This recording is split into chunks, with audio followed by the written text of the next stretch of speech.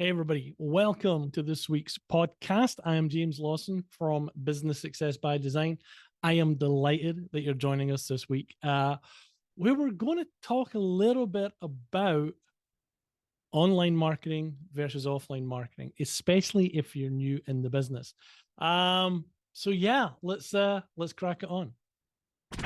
Welcome to the Business Success by Design podcast, where you'll learn everything you need to know about building a thriving business. This isn't theory. It's hardcore strategies and tactics designed to help you win. Join us as top business coaches, marketers, and business insiders pull back the curtain on what really works in building the business you want and what's just complete BS. And now, sit back and listen to rockstar host James Lawson, he's the one with a funny accent, and Angela Inzerillo as they go deep, cut through the crap, and get to the core of making your business work for you. Okay, so let's have this conversation about marketing. Now, I want to say that this is specifically aimed at you guys out there who are fairly new in the business, right? Fairly new coaching or consulting business. And there's a lot of talk about how you should do your marketing, obviously, right? How you're going to get clients. And there's a lot of people pushing running Facebook ads and doing a lot of online marketing. Now, I want to make a difference I want to stipulate a difference between what I mean is having an online presence and online marketing. When I'm talking about online marketing, I'm talking about marketing that you are paying for online. Google ads, Facebook ads, maybe LinkedIn ads, things of that nature. So we do a lot of stuff online, but none of that is through paid ads. We don't run paid ads, right, for our business. I know, sounds a little crazy. And I'm not saying that's a bad thing to run paid ads. But if you're new in the business, there are a lot of considerations that you want to have before you start laying out gobs of cash, right, trying to run ads and trying to generate leads for your business.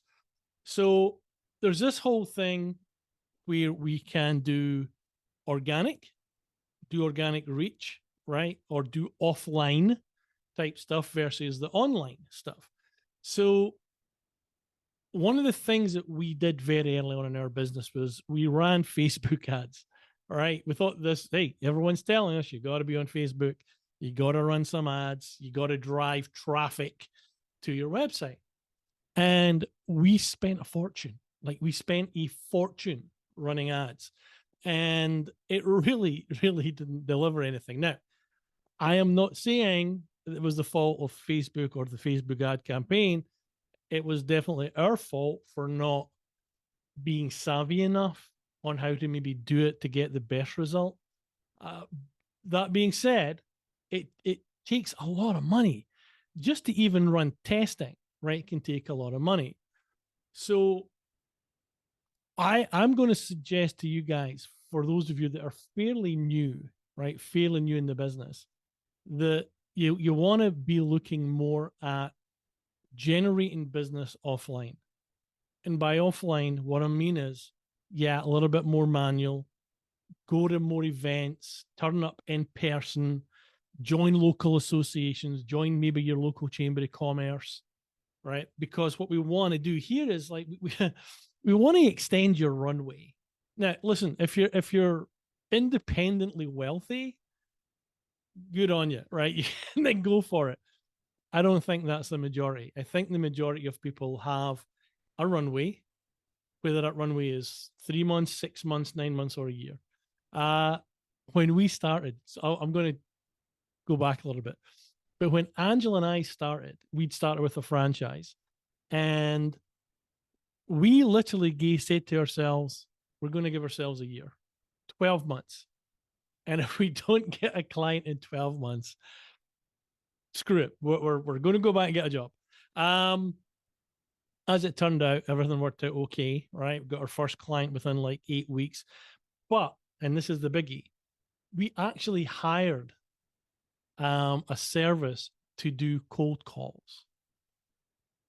Right. So we paid a bit of money every month, and they would call businesses. This was back in 2009. So, don't shoot me for saying this.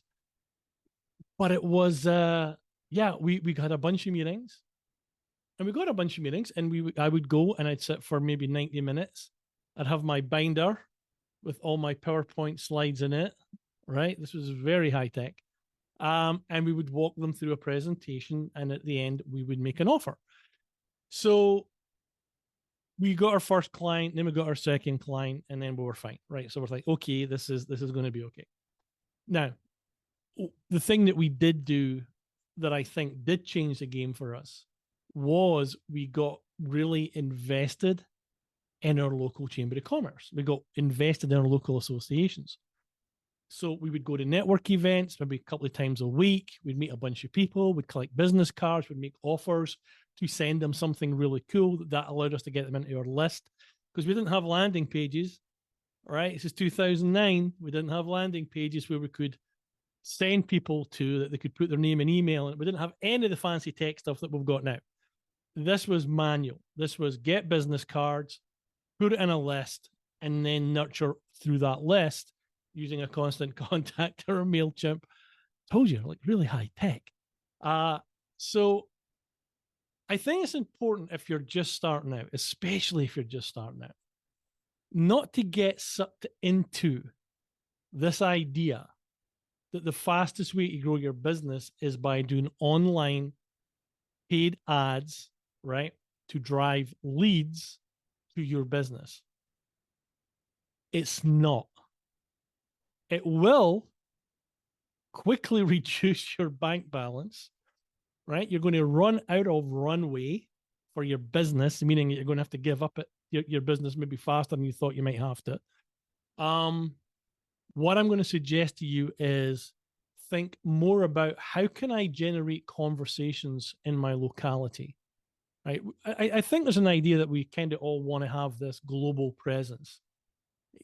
Maybe not, right? The whole, there's enough businesses in the US for you to build a pretty successful coaching business. And there's certainly going to be enough business in your local state. There's probably going to be enough business in your, if you look out maybe 25 zip codes from where you are, there's probably enough businesses there for you to build a successful coaching business, albeit doing it that way will be a little bit more manual. It does get you very good at having conversations. That's what I like about it. When we started doing this, I wasn't the most confident person on the planet when it came to going up and having conversations. But the more that I did it, the more that I was forced to go out and do this, the better I became. And certainly when it came to running strategy sessions or discovery sessions, I just felt I was more at ease because I'd already met the individual normally. I would probably met at a couple of networking events and we had a conversation.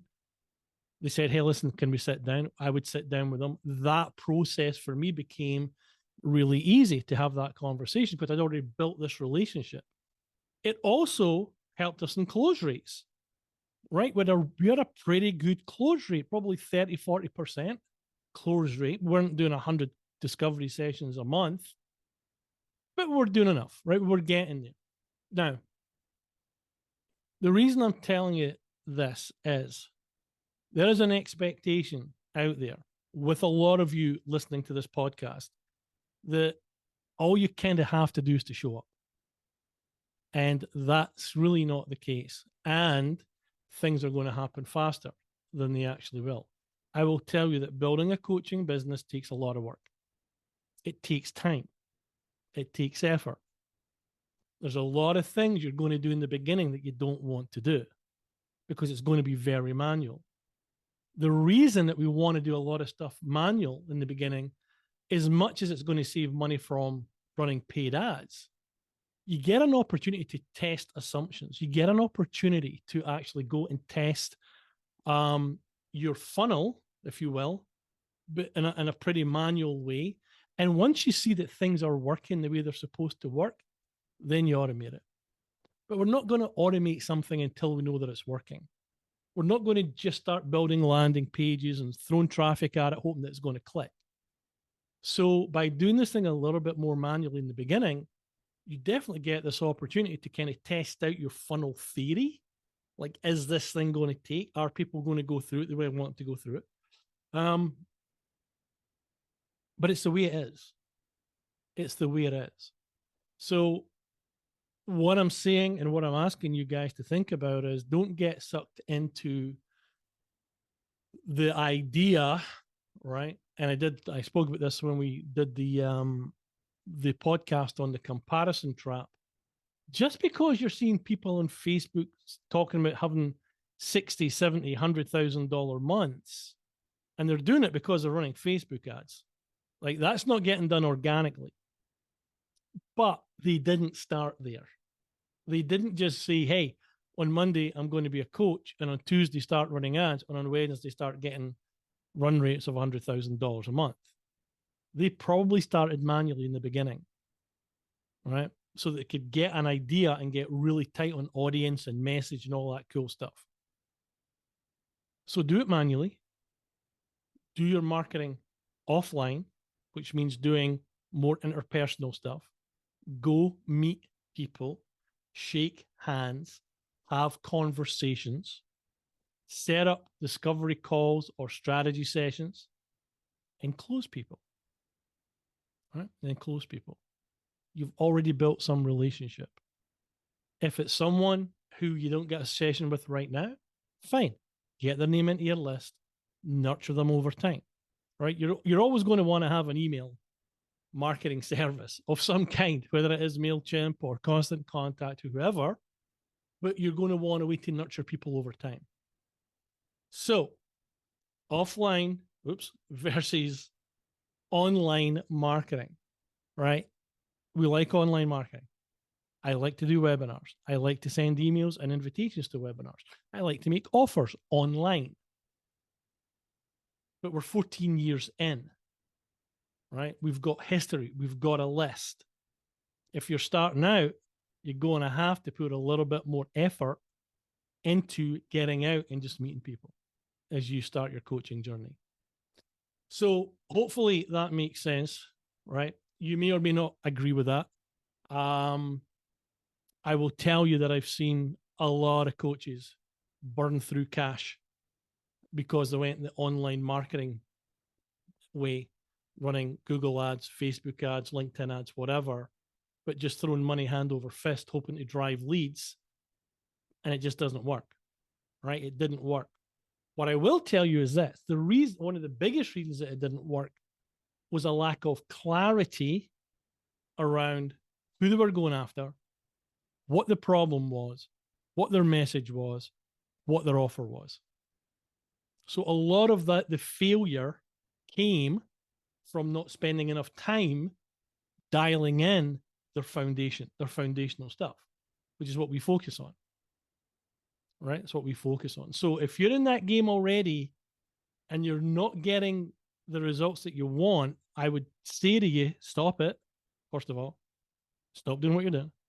Like now, go back and make sure that your foundational stuff is well dialed in, right? Your niche, your message, your offer, right? Your model, your differentiation. Get all that stuff dialed in. And then you'll find that the strategies that you use are going to be much more effective in the marketplace. Just will. It's just how it works, right? So hopefully all that made sense. Thanks so much for hanging in. And if you have a comment, feel free to leave that comment anywhere. You might find a box that says, comments. All right. Talk to you next week. We'll be back. All right. Thanks, guys. Have a great day.